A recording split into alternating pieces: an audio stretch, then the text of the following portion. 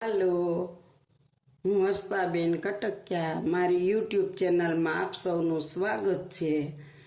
આજે આપણે બનાવવાના છીએ કલાકંદ। જય બાબા સ્વામી, જય ગુરુદેવ। આપ જોઈ શકો છો એને માટે મેં એક છાલિયું ભરી અને દૂધ લીધું છે। એક છાલિયું આખું એને આપણે આ કડાઈમાં નાખવાનું છે।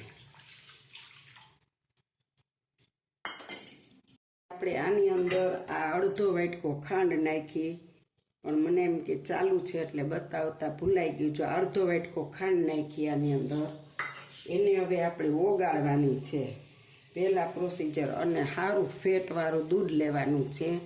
હવે આને આપણે ઓગાળી નાખશું હલાવતા હલાવતા। આપણે ઘરનું બનાવેલું પનીર લીધું છે, 2 દિવસ પહેલાં બનાવ્યું હતું, આપણે વિડીયામાં બતાવ્યું હતું। એને આપણે ખમણી લેવાનું છે આની અંદર સરસ મજાનું મુલાયમ। તો હવે આપણું આ પનીર છે ને એ બધું ખમણાયું છે, આપ જોઈ શકો છો। આ પનીર આપણે ખમણી લીધું છે। આપણે આમાં ખાંડ ઓગાળી રહ્યા છીએ, થોડીક વાર પલળવા દીધી અને આપણે પનીર ખમણી લીધું। હવે આપણે આને ખાંડને ઓગાળી લેવાની છે સાવ, અને હવે આપણે આની અંદર 3 ચમચી દહીં નાખવાનું છે।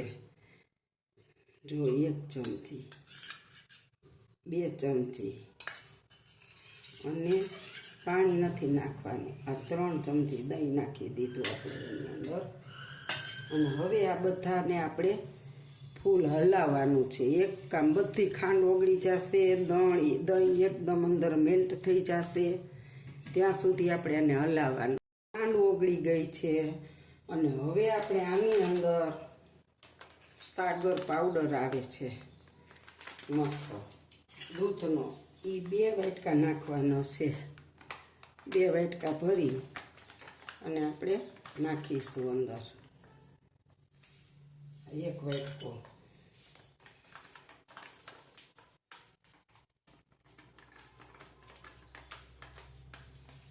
ના 2 વાટકા।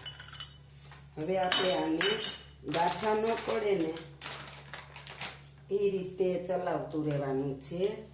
અને આપણે હવે આની અંદર હું એલચી પાવડર દળીને જ રાખું છું ઘરમાં, કે જ્યારે જરૂર પડે ને ત્યારે ખાંડ સાથે દળી નાખું અને અંદર નાખી દઉં।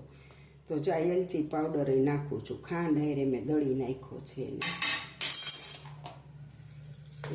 હવે આપણે આને ગાંઠા ન પડે ને એ રીતે હલાવવાનું છે, આમ એક ટેક્સચરમાં હલાવશું। હાલો, જો આપણી આ રબડી એકદમ ઘાટી, જો અને ખાંડે ઓગળી ગઈ છે અને ઘાટી થઈ ગઈ છે। હવે આપણે એની અંદર નાખી દેશું આ ખમણેલું પનીર।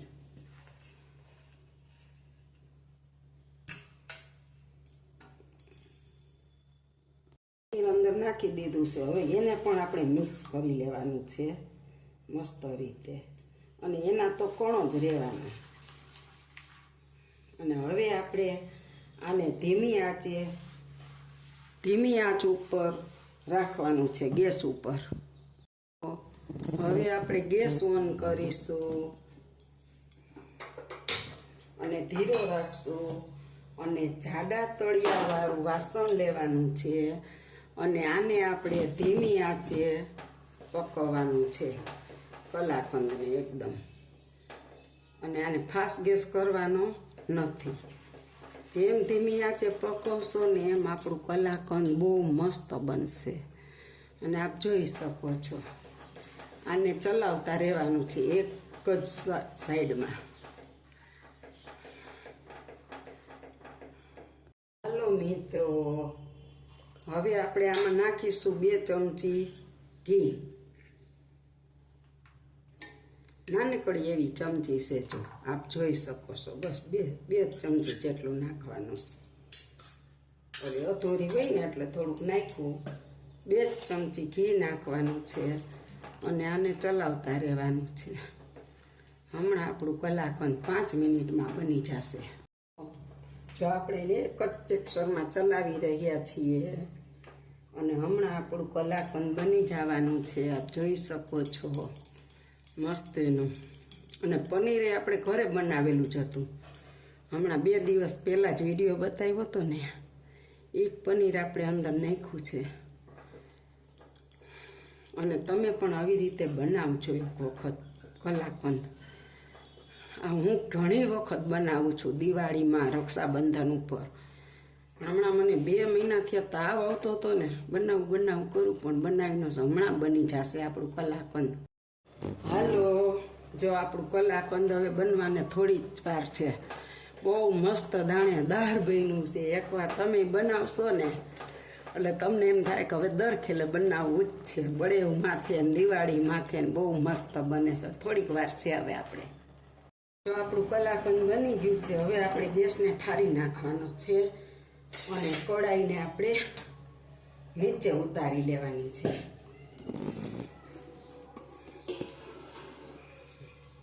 આપ જોઈ શકો છો કે આપણું કલાકંદ કેટલું મસ્ત બન્યું છે. અને આપણે થોડીક વાર આને ઠરવા દેશું.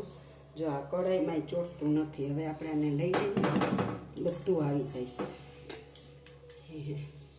આ આપણું કલાકંદ તૈયાર થઈ ગયું છે. હવે આપણે થોડીક વાર ઠરે ને પછી આપણે આને બોક્સમાં ઠારી દઈએ. તો હવે આપણે આને ગ્રીસ પહેલેથી કરી લીધું છે આ બોક્સને, અને આપણે આની અંદર જ કાઢવાનું છે. આપણે બટર પેપર કાંઈ રાખવાનું નથી થતું.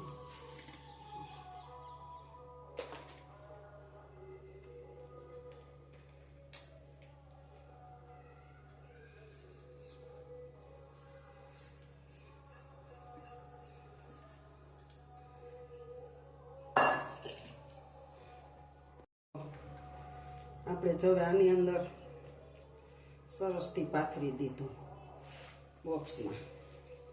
આ લંચ બોક્સ છે.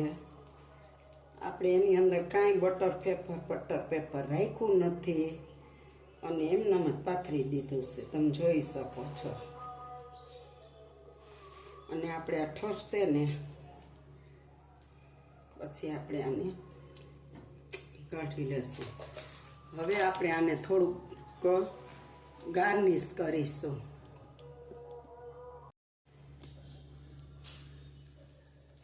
હાલો મિત્રો, આપણું કલાકંદ તૈયાર છે. આપ જોઈ શકો છો કેવું બન્યું. મેં બનાવ્યું એમ બનાવજો. મને કોમેન્ટમાં લખજો કેવું લાગ્યું. સારું લાગે તો લાઈક કરજો, શેર કરજો, કોમેન્ટ કરજો. આવજો. જય બાબા સ્વામી, જય ગુરુદેવ. આવજો.